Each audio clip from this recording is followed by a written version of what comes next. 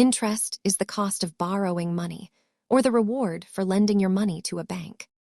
Think of it as the price tag for using someone else's cash over a period of time.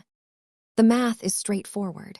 You take the original amount, multiply it by the interest rate, and factor in how long the loan lasts. Interest works in two directions. When you borrow, it is an expense. When you save, it is a small return on your balance. Simple interest only grows on your original amount, but compound interest grows on your interest as well, which is powerful for long-term saving. Over time, the difference between simple and compound interest becomes massive, which is why starting early is so important for investors. While the quote is legendary, the lesson is clear. Interest can be your best friend when saving or your biggest hurdle when borrowing.